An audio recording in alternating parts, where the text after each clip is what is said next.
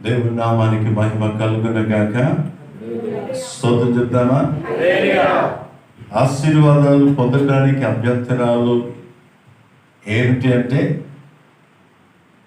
సామెతల గ్రంథకర్త 28వ అధ్యాయం 11వ వచనంలో మనం అతిక్రమములు దాచిపెట్టేవాడు వర్తిల్లడు, వాటిని ఒప్పుకొని విడిచిపెట్టేవాడు కనికరము పొందెను. ఏమిటి అభ్యంతరము అంటే, గత వారంలో నేర్చుకున్నాం, దాచిపెట్టటమే, అతిక్రమములను దాచిపెట్టటమే, మరుగై ఉండటమే, కప్పుకోవటమే ఆశీర్వాదం పొందలేకపోవటానికి కారణం. ఖచ్చితంగా పాపము దీర్ఘకాలం దాచిపెట్టబడనేరదు అని బైబిల్ బోధిస్తుంది. పాపము, అతిక్రమం అనేది దీర్ఘకాలము దాచిపెట్టబడనేరదు అనే సత్యాన్ని గ్రహించాలి. ఒక హత్య చేయొచ్చు, దొంగతనం చేయొచ్చు, మోసం చేయొచ్చు, అన్యాయం చేయొచ్చు, అబద్ధం ఆడచ్చు, ఏదైనా మరలా ప్రత్యక్షపరచబడతాం, త్వరలోనే బయలుపరచబడతాం. దాచిపెట్టబడదు. ఏ పాపమైనా దీర్ఘకాలం దాగి ఉండదు, తప్పనిసరిగా ప్రత్యక్షపరచబడతాం. 2వ సమూయేలు గ్రంథంలో దావీదు జీవితాన్ని మనం చూస్తే 12వ అధ్యాయంలో సమూయేలు గ్రంథం, 2వ సమూయేలు గ్రంథం 12వ అధ్యాయం 7 నుంచి 9 వచనాలు చదువుకుందాం. నాతాను దావీదును చూచి ఆ మనుష్యుడవు నీవే ఇశ్రాయేలీయుల దేవుడైన యెహోవా సెలవిచ్చినదేమనగా, ఇశ్రాయేలీయుల మీద నేను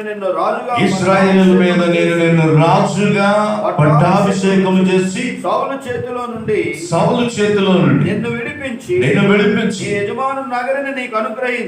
యజమానుని నగరిని నీకు అనుగ్రహించి నీ యజమానుని స్త్రీలను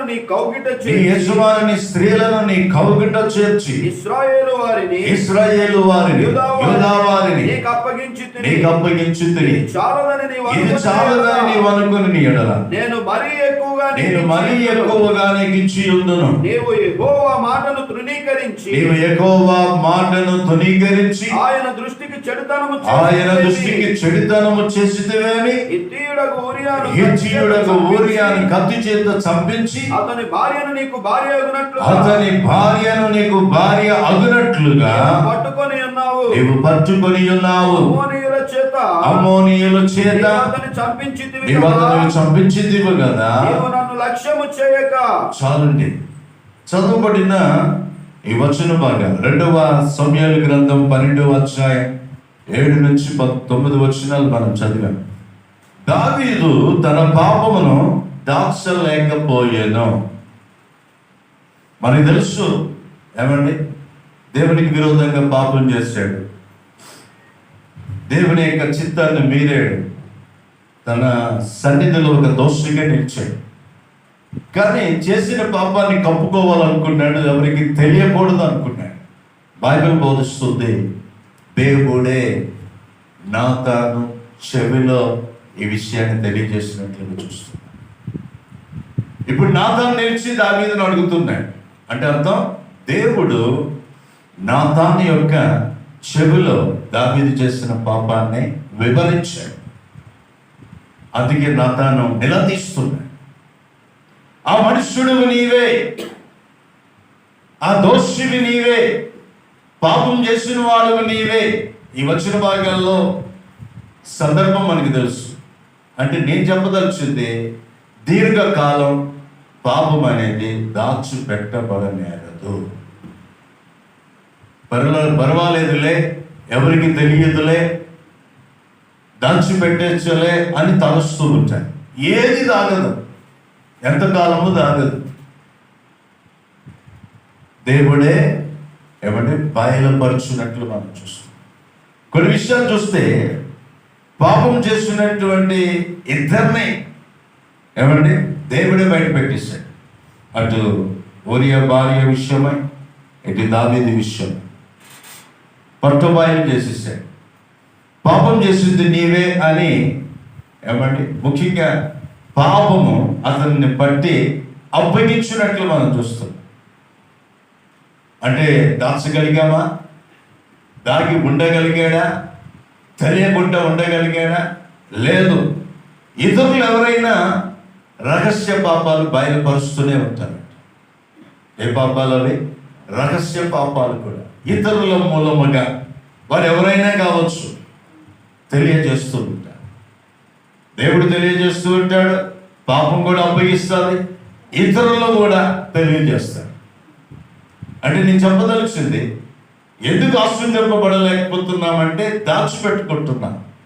ఆ దాచిపెట్టుకోవడం కూడా, మరుగై ఉండడం కూడా కొంతకాలమే. దావీదు పాపం చేసి ఎవరికి తెలియదు అనుకున్నాడు.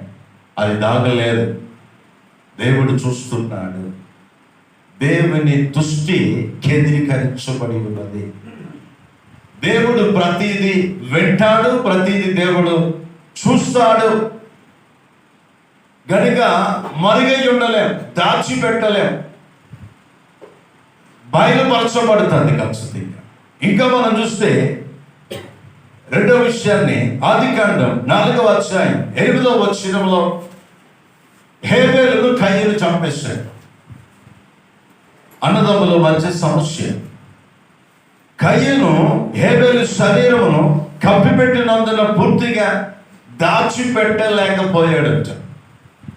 చంపేశాడు కానీ ఆ పాపాన్ని దాచిపెట్టలేకపోయాడు. బైబిల్ చూడండి, 4వ అధ్యాయం 8వ వచనాన్ని చదివితే, కయీను తన తమ్ముడైన హేబేలుతో మాట్లాడాను. వారు పొలములో ఉన్నప్పుడు అతనిని చంపాను. యెహోవా నీ తమ్ముడైన హేబేలు ఎక్కడ ఉన్నాడని కయీనును అడిగాక, నేను ఎరుగను, నా తమ్మునికి నేను కావలివాడుగా. చాలు. అంటే ఇక్కడ ఏంటి? దాచిపెట్టాలనుకుంటున్నాడు. ఇక్కడ కూడా కయీను హత్య చేశాడు, తన తమ్ముడిని చంపాడు. ఇది ఎవరికి తెలియదులే, కప్పి పెట్టేశాను, శరీరాన్ని కప్పి పెట్టాను, డెడ్ బాడీని పాతేశాను. ఈ హత్య ఎవరికి తెలియదు.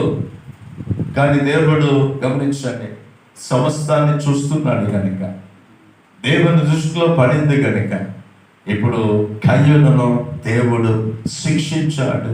అంటే అర్థం, ఎంతకాలం లేక దీర్ఘకాలం ఏ పాపమును ఏ ఒక్కరు దాచిపెట్టలేరు. మరుగై ఉండదు.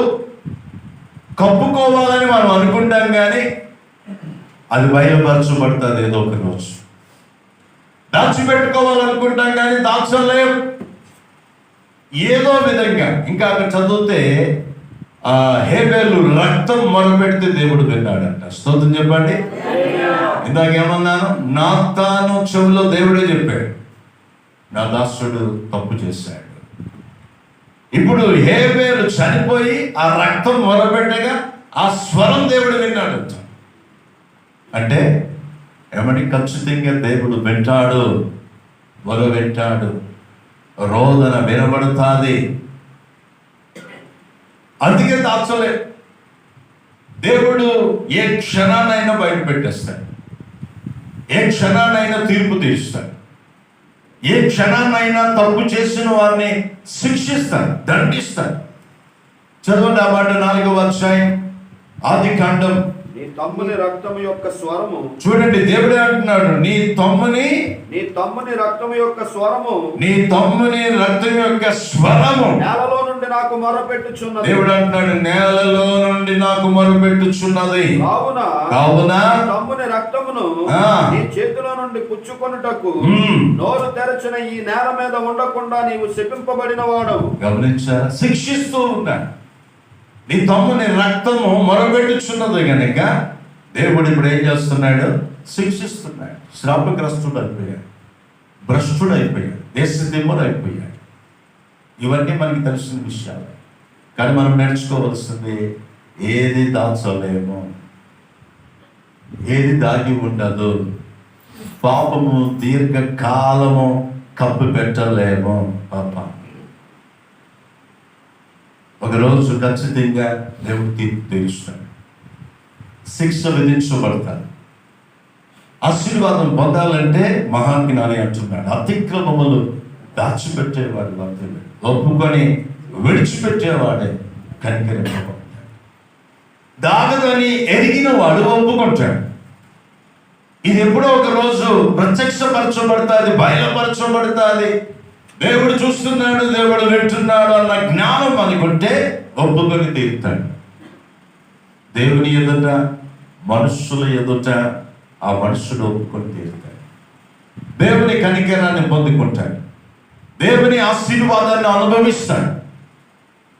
51వ కీర్తనలో 3వ సందర్భాన్ని చూద్దాం. 3వ సందర్భాన్ని, ఒకటి దావీదు జీవితంలో చేసిన పాపం దాగలేదు, కయ్యను చేసిన హత్య దాగలేదు. ఇక్కడ 51వ కీర్తన 3వ చరణంలో దావీదు ఏమంటున్నాడో చూద్దాం. నా అతిక్రమములు నాకు తెలిసే ఉన్నవి, నా అతిక్రమములు నాకు తెలిసే ఉన్నవి, నా పాపం ఎల్లప్పుడూ నా ఎదుటనున్నది. గమనించారు, నా పాపము ఎల్లప్పుడూ నా ఎదుటనే ఉన్నది. అంటే అర్థం, పాపము మౌనంగా ఉండనేరదు. పాపం అనేది మౌనంగా ఉండనేరదు. నాకు తెలిసే ఉన్నది, నాకు కనబడుచు ఉన్నది, నేను దేవునికి విరోధంగా పాపము చేసి ఉన్నా. కొన్ని విషయాలు మనం చూస్తే ఎంతో ప్రయత్నం చేస్తామంట మనం పాపాన్ని దాచిపెట్టాలి, ఎన్నో విధాలుగా, కానీ అది ఆ ప్రయత్నం విఫలమైపోతుంది. మనం చేసిన ప్రతి తప్పును కప్పుకుంటూ వస్తూ ఉంటాం, చాలా జాగ్రత్తగా కప్పుకుంటూ వస్తుంటాం, ఎవరికి తెలియకూడదు. ఏమంటే చాలా ఆ విషయమే శ్రమిస్తాం, కానీ ఖచ్చితంగా బయటపడతాం. ఇక్కడ పాపం అనేది ఒక శబ్ద రూపమున కేకలు వేస్తూ ఉంటుందంట, మారు మ్రోగుతూ ఉంటుందంట. మన అక్షరాలు, మనకున్న జ్ఞానం, మనకున్న తెలివి ఇక్కడ పనికిరాదు. గమనించారా?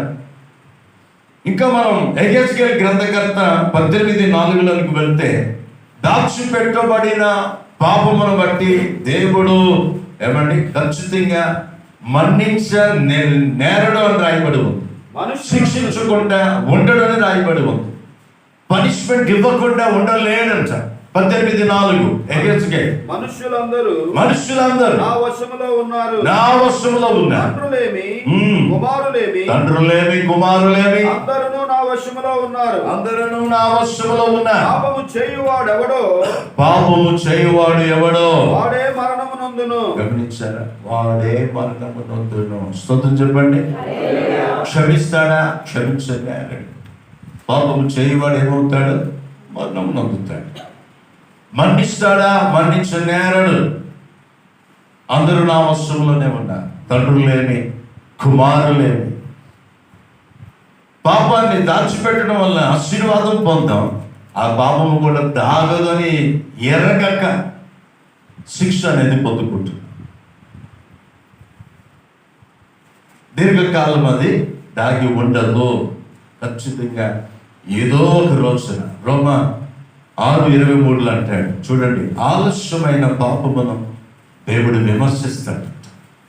ఖచ్చితంగా విమర్శింపబడతాం దేవుని సముఖంలో. 6వ అధ్యాయం 23వ వచనం, యాలయనగా పాపము వలన వచ్చు జీతము మరణం, దేవుని కృపావరం. గమనించారు? పాపం వల్ల వచ్చు జీతం ఏమిటి? మరణమే. ఖచ్చితంగా దేవుడు విమర్శనకు తీసుకొస్తాడు. ఇంకా చూద్దాం 38వ కీర్తన 18వ చరణం. మన మనస్సాక్షే మన విషయమై బయలుపరుస్తూ ఉంటుందంట, భీతి కలిగిస్తూ ఉంటుందంట, గర్దిస్తూ ఉంటుందంట, నిందిస్తూ ఉంటుందంట. 38:18, నా దోషమును నేను ఒప్పుకొని చూస్తున్నాను, నా పాపమును గురించి. చూసారా? మనస్సాక్షి ఏం చేస్తుంటుంది? నిందిస్తూ ఉంటుంది. ఒప్పుకుంటున్నామంటే మన మనస్సాక్షి మనతో మాట్లాడుతూ ఉంది, మనకి తెలియపరుస్తూ ఉంది. నా దోషములు నేను ఒప్పుకొనుచున్నాను, నా పాపమును గురించి విచారపడుచూ ఉన్నాను. ఆ విధమైన అనుభవం చాలా మందికి లేదు. ఎప్పుడైతే పాపం మనలో ఏర్పాటు చేస్తూ ఉంటారో ఒక రకమైన భీతి, ఏమంటే భయం కలుగుతుంది. ఇప్పుడు మనం చదివిన 31వ కీర్తనలో ఈ కీర్తనకారుడు అన్నాడు, 31 మనం చదివా, 31వ కీర్తనలో ఏమంటే ఆ భీతి అనేది కలుగుతుంది అని రాశాడు. భీతి చెందిన వాడునై నీకు కనబడకుండా. గమనించారా? ఎన్నో వచనం? 8:22. ఇంకా దానికి ముందు ఇంకో చోటు రాశాడు. ఇదే అధ్యాయంలో మీద వచనాలలో ఆ మాట ఉంటుంది. 31వ కీర్తన 13వ వచనం, అనేకులు నా మీద దురాలోచనలు చేయుచున్నారు, నాకు ప్రాణహాని చేయుటకు యోచించుచున్నారు, వారు గుసగుసలాడుట నాకు వినబడుచున్నది, నలు దిశలను నాకు భీతి కలుగుచున్నది. అలాగే ఇప్పుడు చదివిన 22వ వచనంలో, భీతి చెందిన వాడునై నీకు కనబడకుండా నేను నాశనం అయితే అనుకుంటుని, ఆయనను నేను నీకు మొదలుపెట్టగా. భీతి చెందిన వాడునై. పాపము ఏమంటే నిద్ర లేకుండా చేస్తాడు. పాపం అనేది భీతిని కలుగు చేస్తూ ఉంటాడు. నీ మనస్సాక్షి నిన్ను నిందిస్తూ ఉంటాడు, నేరారోపణ చేస్తూ ఉంటాడు. పరిశుద్ధాత్మ దేవుడు కూడా ఒప్పింపజేస్తూ ఉంటాడు. ఇవన్నీ మనకు అర్థం అవడానికి తెలియజేస్తూ ఉంటాడు. ఏమి నేర్పిస్తున్నాయి? ఏది దాగి ఉండదు. ఒప్పింపజేస్తున్నాడంటే, ఒప్పుకొనుచున్నామంటే, విడిచిపెడుతున్నామంటే మనస్సాక్షి మన మీద ఆరోపణ చేస్తూ ఉంది. పరిశుద్ధాత్మ దేవుడు మన బలహీనతలు జ్ఞాపకం చేస్తూ ఉన్నాడు. దేవుడు వింటున్నాడు, చూస్తున్నాడు కనుక గద్దిస్తాడు, శిక్షిస్తాడు, విమర్శిస్తాడు. ఆశీర్వాదం పొందలేకపోవటానికి కారణం దాచిపెట్టుకుంటాడు. ఆ దాచిపెట్టబడేది ఎక్కువ కాలం ఉండదు అనే సత్యం మనం మెరగలేకపోతున్నాం. చూడండి, సామెతల గ్రంథకర్త 29వ అధ్యాయం 16వ వచనం చదువుతాం. 29:16 అండి. దుష్టులు ప్రబలినప్పుడు చెడుతనము ప్రబలను, వారి పడిపోవటను గమనించారా? నీతిమంతులు కన్నులారా చూచెదరు. దుష్టులు ప్రబలినప్పుడు చెడుతనం ప్రబలనం. ఖచ్చితంగా దేవుడు ఏమంటే చివరికి దేవుడు పాపాన్ని బయలుపరుస్తాడు. మనం చేసే తప్పిదాన్ని మనం గ్రహిస్తాం. ఎందుకు దేవుడు ఆలస్యం చేస్తున్నాడు శిక్షించటంలో? ఎందుకు దేవుడు ఏమంటే ఇంకా టైం మనకు కలిగి చేస్తున్నాడు? లూకాసు సువార్త చూడండి. పశ్చాత్తాప పడతావని నీ జీవితాన్ని దిద్దుకొనటానికి దేవుడు శిక్షించట్లో ఆలస్యం చేస్తాడు అని ఏమంటే బైబిల్ బోధిస్తుంది. 18:8 లోకా 18:8 ఆయన వారికి త్వరగా న్యాయము తీర్చును. త్వరగా న్యాయం తీర్చును. వారి విషయమే కదా. అండర్లైన్ చేయండి ఈ మాట, వారి విషయమే కదా. ఆయన దీర్ఘశాంతము చూపుచున్నాడని చూసారా? మీతో చెప్పుచున్నాను. ఎందుకు ఆయన దీర్ఘశాంతం వహిస్తున్నాడు? నీ జీవితాన్ని దిద్దుకుంటావని, నీ పాపాన్ని నీవు, నా పాపాన్ని నేను ఒప్పుకుంటానని, పశ్చాత్తాపడతామని. శిక్ష ఎందుకు శీఘ్రంగా రాదు? ఏమంటే దేవుడే దీర్ఘశాంతం, ఆలస్యం చేస్తున్నాడు.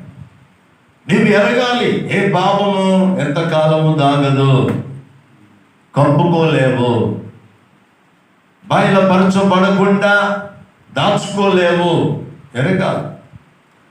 ఎందుకు దేవుడు ఇవన్నీ రాసి పెట్టాడంటే, రోమపత్రిక 15వ అధ్యాయం 4వ వచనాన్ని చదివితే ఏమంటే బోధ కలుగుటకే ప్రతి లేఖనాన్ని దేవుడు రాస్తాడు. 15వ అధ్యాయం 4వ వచనం రోమపత్రిక. యాభై అనగా ఓర్పు వలనను లేఖనము వలన ఆదరణ వలన మనకు నిరీక్షణ కలుగుటకై పూర్వమందు వ్రాయబడవన్నీయు. గమనించారా? పూర్వమందు వ్రాయబడినవన్నీయు మనకు బోధ కలుగు నిమిత్తం రాయబడినవి. రాయబడి ఉన్నవి. చేతులెత్తి ప్రభువుని స్తుతిద్దాం. దేని నిమిత్తం? బోధ కలుగు నిమిత్తం. ఎందుకు దావీదు జీవితాన్ని సమూయేలు గ్రంథంలో దేవుడు లిఖించాడు? నాతాను ప్రవక్త ద్వారా దేవుడు గద్దించడం ఎందుకు రాయించాడు? బోధ కలుగుట. ఎందుకు కయ్యూను హేబేలుల జీవిత చరిత్రను ప్రభు లిఖించాడు? బోధ కలుగుట. కొరింథీ పత్రిక 1వ పత్రిక 10వ అధ్యాయం 13వ వచనం మనం చదివితే, యుగాంతమందున్న మనకు బుద్ధి కలుగుటకే ఈ సంగతులను దృష్టాంతములుగా ఆయన రాయించాడు. బుద్ధి కలుగుట. ఏ పాపము దాగదు అన్న సంగతి నువ్వు ఎరుగు నిమిత్తం, బుద్ధి కలుగు నిమిత్తం, బోధ కలుగు నిమిత్తం. దేన్ని దాచలేవు. దావీదు అనుకున్నాడు ఎవరికి తెలియదని. దేవుడికి సమస్తము తెలిసిపోయింది. నేరుగా దేవుడు నాతాను చెవిలో ఉద్దేశాడు. స్తోత్రం చెప్పండి. కయ్యను ఎవరికి తెలియదు, కనిపెట్టాను అనుకున్నాడు. ఆ రక్తము మొరబెట్టుచూ ఉన్నదట. పాపము ఒక శబ్ద రూపంలో మొరబెడుతుంది కదా. మనస్సాక్షి గర్తిస్తూ ఉంటాడు. కొరింథీ పత్రిక చూడండి. మనం దేవుడు ఎందుకు శిక్ష విధించకుండా ఆలస్యం చేస్తున్నాడు అంటే, నువ్వు దిద్దుకుంటావు నీ జీవితాన్ని, పశ్చాత్తాపపడతావు. 2వ కొరింథీ పత్రిక 6వ అధ్యాయం 15వ వచనాన్ని చదువుకుందాం. 15వ వచనం. కొరింథీ పత్రిక. ఏమి సంబంధము? క్రీస్తునకు బలియాలతో ఏమి సంబంధము? అవిశ్వాసతో విశ్వాసకి పాలెక్కడది? దేవుని ఆలయమునకు విగ్రహములతో ఏమి పొందిక? మనము జీవము గల దేవుని ఆలయమై ఉన్నాం. అందుకు దేవుడు ఇలాగు సెలవిచ్చుచున్నాడు. నేను వారిలో నివసించి సంచరింతును. నేను వారికి దేవుడనై ఉందును. వారు నా ప్రజలై ఉందురు. వారు నాకు ప్రజలై ఉందురు. కావున మీరు వారి మధ్య నుండి బయలువెడలి ప్రత్యేకముగా ఉండుడి. గమనించారా? మొదటి పత్రికలో రాయబడి ఉంది 6:15లో. 2వ పత్రిక, మీ దేహములు క్రీస్తునకు అవయవములై ఉన్నవని మీరు ఎరగరా? నేను క్రీస్తు యొక్క అవయవములను తీసుకొని వేశ్య యొక్క అవయవములుగా చేయుదునా? అదంతా మాత్రమును తగదు. వేశ్యతో కలుసుకున్నవాడు దానితో ఏకదేహమై ఉన్నాడని మీరు ఎరగరా? వారిద్దరూ ఏక శరీరమై ఉందురని మోసే చెప్పుచున్నాడు కదా. గమనించారా? ప్రతిదీ మనం ఎరగాలి, మనకు తెలియాలి. అప్పుడే దాన్ని దాచుకుంటా, ఒప్పుకుంటా, విడిచిపెడతా. వింటున్నారా? రోజు ఇదే అలవాటుగా ఇదే పద్ధతిలో ఒప్పుకొని విడిచిపెట్టడం క్రైస్తవ్యం కానే కాదు. దేవుడు క్షమిస్తాడులే, ఒప్పుకుందాంలే, దేవుడు చూస్తాడులే, సహాయం చేస్తాడులే. యోహాను పత్రికలో మనం చదువుతూ ఉంటాం. మొదటి పత్రిక 1వ అధ్యాయం 9వ వచనం, మన పాపములను మనము ఒప్పుకొని ఎడల దేవుడు నమ్మదగిన వాడు గనుక ఏం చేస్తాడు? ఆయన నమ్మదగిన వాడు, నీతిమంతుడు గనుక ఆయన మన పాపములను క్షమించి సమస్త దుర్నీతి నుండి మనలను పవిత్రులుగా చేయు. ఎప్పుడు దాచుకుంటా, ఒప్పుకునేటం, మరుగై ఉండక ఒప్పుకునేటం. ఎందుకు ఒప్పుకోవాలి? ఎందుకు విడిచిపెట్టాలి? ఏది దాగి ఉండదు కనుక. మనం ఒప్పుకోకపోతే ఒక దినాన్ని దేవుడే, పరిశుద్ధాత్మ దేవుడే ఒప్పింపజేస్తాడు. మన మనస్సాక్షి మనల్ని నిందిస్తూ ఉంటాం. గమనించారా? భీతి గలవారమై ఉంటాం, భయముతో బ్రతుకుతాం. 4 దిశల నుండి భయం ఆవరిస్తూ ఉంటాం. నెమ్మది ఉండదు, సుఖం ఉండదు, క్షేమం ఉండదు, ఆనందం ఉండదు. బ్రతకాలన్నా సాధ్యపడదు. అతిక్రమములు దాచిపెట్టేవాడు వర్ధలేడు, ఒప్పుకొని విడిచిపెట్టేవాడే. 32వ కీర్తనలో ఏమంటాడో చూద్దాం. మొదటి చరణం త్వరగా. తన అతిక్రమములకు పరిహారము నొందినవాడు, తన పాపములకు ప్రాయశ్చిత్తం నొందినవాడు ధన్యుడు. స్తోత్రం చెప్పండి. ఎవరు ధన్యులు? సామెతల గ్రంథకర్త ఏమంటున్నాడు? ఏమండి? అతిక్రమములో దాచిపెట్టేవాడు వర్ధనుడు, ఒప్పుకొని విడిచిపెట్టేవాడే కనికరం పొందుతాడు. నిజమైన ఆనందాన్ని ఎప్పుడు పొందగలం? నిజమైన సంతోషాన్ని ఎప్పుడు పొందగలం? తన పాపములకు ప్రాయశ్చిత్తము నొందినవాడు, తన అతిక్రమములకు పరిహారము నొందినవాడు ఎవరు? ధన్యుడు. ఆ వ్యక్తి ఎవరు? ఆనందిస్తాడు, సంతోషిస్తాడు. పాపములకు ప్రాయశ్చిత్తం జరగాలి, అప్పుడే ఆనందంగా మనం జీవించగలం. ఆశీర్వాదకరంగా దేవుడు చేస్తాడు. ఏది ఎంత మాత్రం దాగదు అని నీవు ఎరిగినప్పుడే, దాచలేం, దాచిపెట్టలేం. ఏ రహస్య పాపాన్నైనా ఏదో విధంగా దేవుడు బట్టుబయలు చేస్తాడు.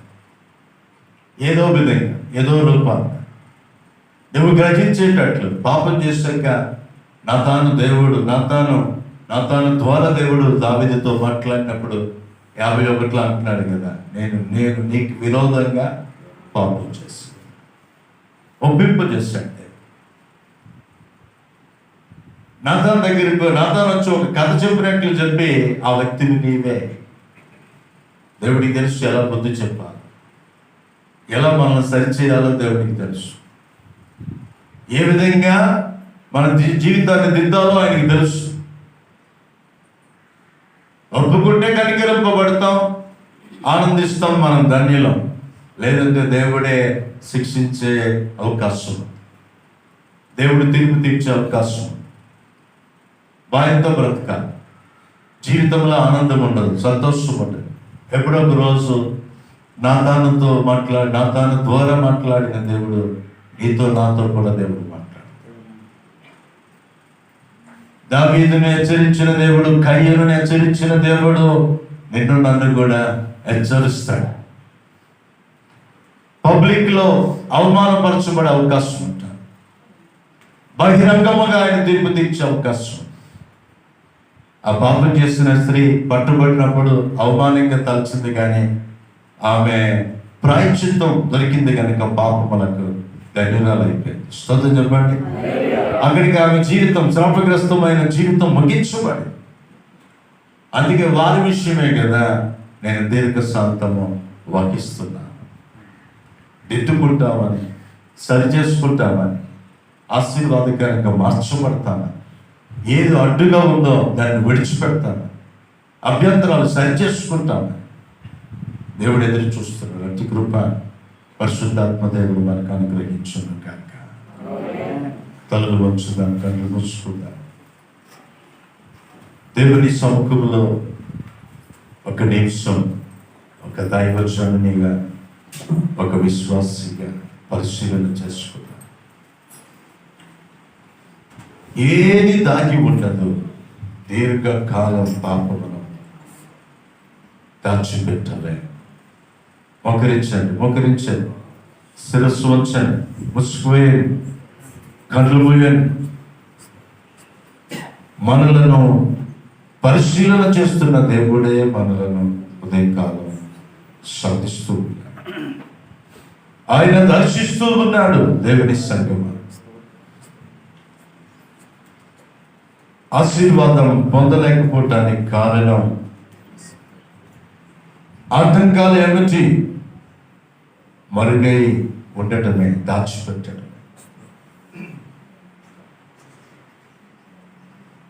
పాపం అనేది దీర్ఘకాలము దాచిపెట్టబడనేరదు. దేవుని సంగమం ఒక హత్య కావచ్చు, దొంగతనమే కావచ్చు, అబద్ధమే కావచ్చు, వీటన్నిటిని తప్పించుకోవడానికి చాలా పండుగలు పండుతూ ఉంటాం.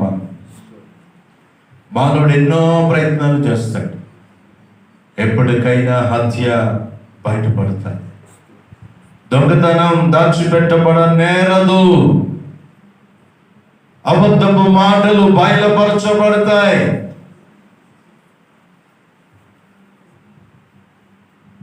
పాపం చేసిన ఇద్దరిని దేవుడు బయట పెట్టాడు. పాపమును దావీదు దాచలేకపోయాడు. దేవుని సంగమా, మన జీవితాలు సుపరీక్ష చేసుకుందాం. ఆ పాపమే, దావీదు చేసిన పాపమే అతన్ని పట్టి అప్పగించేసింది. రహస్య పాపాలు బయలుపరచబడ్డాయి. నాతాను చెవిలో దావీదు పాపమును దేవుడే చెప్పేశాడు. కయ్యూను హేబేలు శవమును కప్పిపెట్టినందున పూర్తిగా దాచిపెట్టలేకపోయాను. దేవుడు మాట్లాడుతున్నాడు. దేవుని నేత్రములు కయ్యూని హత్యను కనిపెట్టుచున్నాయి. కయ్యూను చిందించిన రక్తం వలన బయలు వెళ్ళిన స్వరం దేవుని చెవులు వినిచునే ఉన్నాయి.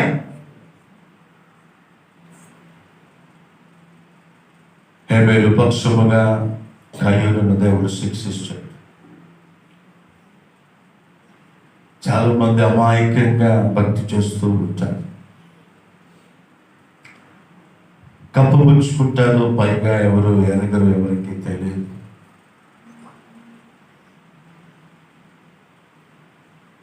మనం చేసే పాపాలు ఇతరులకు రహస్యంగా ఉంటాయేమో కావచ్చు, కానీ దేవునికి బట్టబయలుగానే ఉన్నది.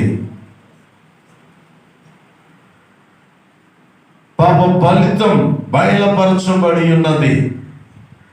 ఏ మనుషుడికి తెలియదు, నిజమే. దాగి ఉంటాం ఎవరికి తెలియకుండా. దేవునికి మాత్రం బయలుపరచబడుతూ ఉంటాయి. ఒకవేళ వదులుకుంటే ఆ భీతి తొలగిపోతుంది. దిద్దుకుంటే ఆనందంగా మనం జీవించవచ్చు, దేవుని కొరకు జీవించవచ్చు. మిగిలిన శేష జీవితం ఆశీర్వాదకరంగా ఉంటుంది. దేవుడు శిక్షించడానికి ముందే, గద్దించడానికి ముందే, విమర్శించడానికి ముందే, నిందించడానికి ముందే మార్పు చెందగలిగితే, పాపం అనేది మౌనంగా ఉండనేరదని ఎరిగి ఒప్పుకుంటే ఆయన నేను క్షమిస్తాను.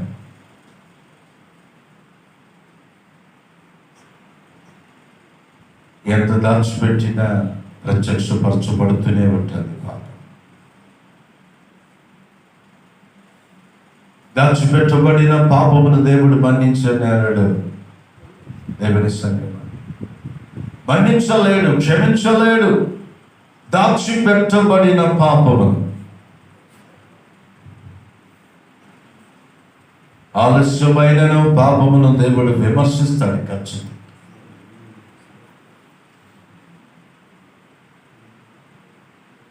రహస్య పాపమును కనుగొనుటకు దేవుడు వేట కుక్కలను పంపుతాడని యోబు 10:6 రాయబడింది.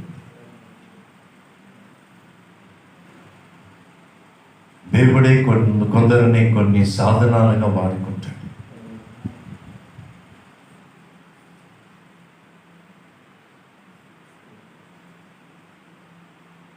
మనం చేసే పాపము బయటపడతాదేమో అన్న భీతి ప్రతిరోజు బాధిస్తూనే ఉంటాను. బ్రతికిన ఒకటే, సచ్చిన ఒకటే.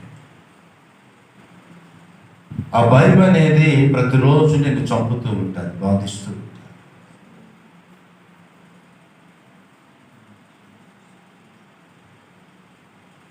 ఎంత దాచినా చివరకు ఆ పాపం బయలుపరచబడుతూనే ఉంటుంది.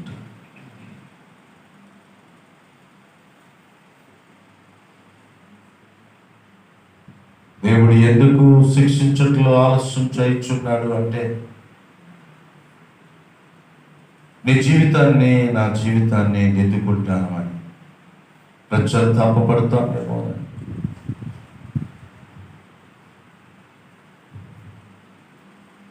ఏదో ఆటంకం అనిపిస్తుంది కదా అప్పుడప్పుడు.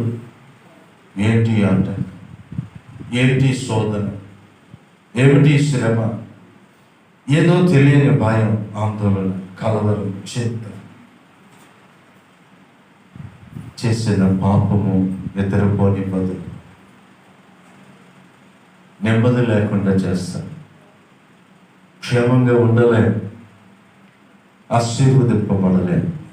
దేవుని సంగతి ప్రార్థన చేసుకుందాం. నమ్మదగిన మా దేవా, నీ సన్నిధిలో అతిక్రమములు దాచిపెట్టేవాడు వర్ధిల్లడు, వాటిని ఒప్పుకొని విడిచిపెట్టేవాడే కనికరింపబడతాడని మీరు మాతో మాట్లాడారు. నిజమేనయ్యా, మరుగు చేయటం వల్ల, కప్పుకోవటం వల్ల, దాచిపెట్టడం వలన మేము ఆశీర్వదింపబడలేకపోతున్నాం. ఆ పాపము కూడా దీర్ఘకాలము దాగదని దావీదు జీవితాన్ని మా ముందు ఉంచారు. కయ్యూని జీవిత చరిత్రను ధ్యానించేటట్లు చేశారు. దాచాలని చూశారు కానీ దాయలేకపోయారు. పాపమే వారిని శిక్షించినట్లుగా చూస్తూ. అవునయ్యా, మా బ్రతుకులలో కూడా కొన్నిటిని మేము ఎరగక దాచిపెట్టుకుంటున్నాం. మరుగై ఉండటానికి, ఎవరికి తెలియకుండా ఉండాలని, మేము చేసే రహస్య పాపములు ఎవరికి తెలియకుండా ఉండాలని చాలా పన్నాగాలు, చాలా ప్రయత్నాలు చేస్తూ ఉన్నాం. మీరు వింటున్నారని, మీరు చూస్తున్నారని, మీకు తెలియనని ఎర్రగక భీతి నొందుతూ ఉన్నామయ్యా. ఆ భయము వలన పరిబంధంలో ఎన్నో దెబ్బలు తింటూ ఉన్నాం. ఈ సన్నిధిలో దిద్దుబాటు అనుభవానికి మమ్మల్ని నడిపించండి. పశ్చాత్తాపము కలుగు చేయండి. హేబేలు రక్తము మొరపెట్టినట్లుగా మేము చేసిన ప్రతి పాపము నీకు మొరపెట్టుచున్నది, కనబడుచున్నది. నాయన, మీ చెవులో పడుతుందయ్యా, మీ దృష్టిలో పడుతుందయ్యా. కయ్యూనులాగా ఉన్నాం, ఎవరికి తెలియదులే, కప్పెట్టిస్తాను శరీరాన్ని. దావీదులాగా ఉన్నాం, నీ ఎదుట చేసిన పాపం ఎవరికి తెలియదులే. ప్రభువా, పాపములకు ప్రాయశ్చిత్తం నొందినవాడు ధన్యుడని, అతిక్రమములకు పరిహారము నొందినవాడు ధన్యుడని మీరు సెలవించారు. నిజమేనయ్యా, మా పాపములు మేము ఒప్పుకొని దాచబడిన రహస్య పాపములు విడిచిపెట్టి పరిశుద్ధాత్మడ ఒప్పింపజేస్తూ ఉంటుండగా దిద్దుకొని జీవితాన్ని సరిచేసుకొని నిందారహితులము కానీ ఎదురు నిలవటానికి కృపని పరమ తండ్రి. దావీదు ఒప్పుకొనున్నట్లుగా, దావీదు విడిచిపెట్టినట్లుగా, సరి చేసుకున్నట్లుగా మా జీవితాలు మేము దిద్దుకున్నట్టు సహాయం చేయండి. మా పాపములను క్షమించండి. దాచబడిన పాపములను బట్టి క్షమాపణ దాయించండి. కప్పుకొనిన మరుగై ఉన్న మా పాపములను బట్టి వేడుకొని చూద్దాం, క్షమించి అంగీకరించండి. ప్రతి భయం నుండి విడుదలనివ్వండి. ఆనందం, సంతోషం, సమాధానం, నెమ్మదిని దయచేయమని నీ కనికరమును మాకు అనుగ్రహించు. యేసు నామమున ప్రార్థిస్తున్నాము తండ్రి. ఆమేన్.